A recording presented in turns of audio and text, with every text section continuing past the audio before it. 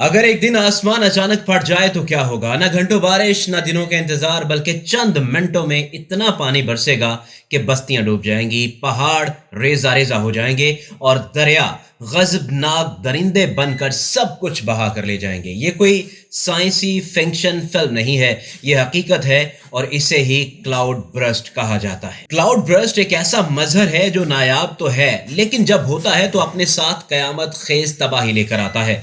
जरा तस्वुर करें कि एक छोटे से इलाके पर एक ही घंटे में यानी कम से कम भी 100 मिलीमीटर या उससे ज्यादा बारिश बरसे, वो बारिश जो आमतौर पर कई दिनों में गिरती है, यह महज चंद लम्हों में जमीन को डबो देती है। तो आप अंदाजा करें कि वो मंजर क्या होगा। इस वक्त खैबर पख्तूनख्वा और दीगर इलाकों में यही मंजर है। कुछ समझ नहीं आता कि क्या हो रहा है।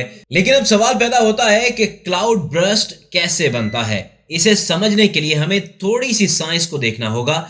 जब हवा गर्म हो और उसमें नमी ज्यादा हो तो ये ऊपर उठती है। जैसे ही ये हवा पहाड़ों या किसी ठंडी रुकावट से टकराती है तो अचानक बुलंद हो जाती है और ऊपर चली जाती है। ये ठंडी होकर पानी के कतरों में बदलती है और बादल बनते हैं। लेकिन फर्क ये है कि बादलों के अंदर पानी इतनी तेजी से जमा होता है कि वो अपनी बर्दाश्त खो बैठते हैं और जब वो मजीद वजन नहीं संभाल पाते तो अचानक एक धमाके की तरह जमीन पर बरस पड़ते हैं।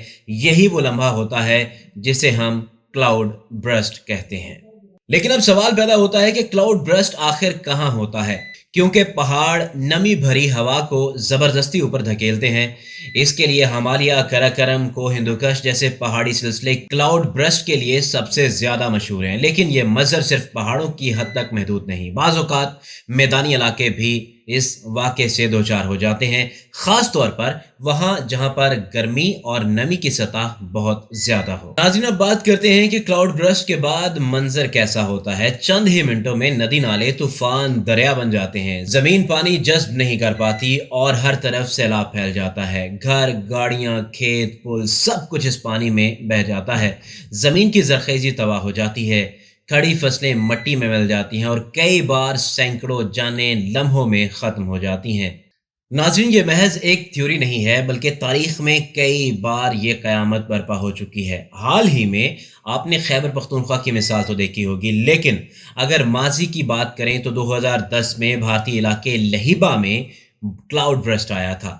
चंद ही मिनटों में 200 से ज़्यादा लोग अपनी जान से हाथ धो बैठे थे। हज़ारों मकानात तबाह हो गए और पूरा का पूरा शहर खंडर में तब्दील हो गया। 2021 में उत्तराखंड के पहाड़ी इलाकों में क्लाउड ब्रस्ट ने कई देहातों को मुकम्मल तौर पर मिटा दिया था। लोग रात को सोए और सुबह उनके गांव पानी और मिट्टी के तोदों के नीचे दफन हो चुके थे। और अगर हम पाकिस्तान की बात करें तो 2022 में भी पाकिस्तान महफूज नहीं था।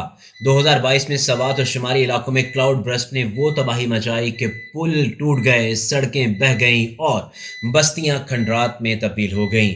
ये वाक़यात हमें बताते हैं कि क्लाउड ब्रस्ट किस कदर ख़तरनाक है और ये लम्हों में, बिल्कुल लम्हों में ज़मीन की जोग्राफियाई शक्ल को तब्दील कर देता है। क्लाउड ब्रस्ट का सबसे बड़ा नतीजा है फ्लैश फ्लड, यानी जमीन के पास इतना वक्त ही नहीं होता कि वो पानी को जज़ब कर सके, इसलिए सारा पानी अचानक बह निकलता है। यही फ्लैश फ्लड इंसानी जानों और इंफ्रास्ट्रक्चर के लिए सबसे ज्यादा खतरनाक होता है।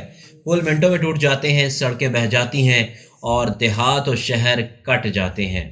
पेशगोई इसकी करना तो बहुत मुश्किल है, यानी कि कोई भी जो महकमा मौसमियात है, वो किसी भी मुल्क से उनका ताल्लुक है, इसके लिए इसकी पेशगोई करना मुश्किल है। और मुश्किल क्यों है ये समझना यहाँ पर बहुत ज़रूरी है। यहाँ एक अहम सवाल ये भी पैदा होता है कि अगर ये इतना ख़तरनाक है तो हम इसकी पेशगोई कर सकते हैं, क्योंकि क्लाउड ब्रस्ट एक छोटे इलाके में होता है और चंद ही मिनटों में सब कुछ बदल जाता है। बड़े बड़े रेडार सिस्टम्स भी अक्सर इसे डिटेक्ट नहीं कर पाते। बादल पुरसुकून लगते हैं और अचानक वो फटकर ज़मीन को तबाह कर देते हैं। यही वजह है कि आज की जदीद साइंस के बावजूद क्लाउड ब्रस्ट की दुरुस्त पेशगोई तकरीबन नामुमकिन है। अब आते हैं एक और नुक्ते की तरफ, और वो ये है कि क्या क्लाउड ब्रस्ट मुस्तकबिल में और बढ़ेंगे। माहिरीन ने कहा है कि जी हाँ, क्लाइमेट चेंज के बायस ज़मीन का दर्जा हरारत बढ़ रहा है। जैसे जैसे गर्मी बढ़ती है, फ़ज़ा में नमी ज़्यादा जमा होती है और इसका मतलब ये है کہ بادل زیادہ پانی اپنے اندر سما لیتے ہیں یعنی بھر لیتے ہیں، اور جب وہ بڑھتے ہیں تو پھر تباہی کئی گنا زیادہ ہوتی ہے۔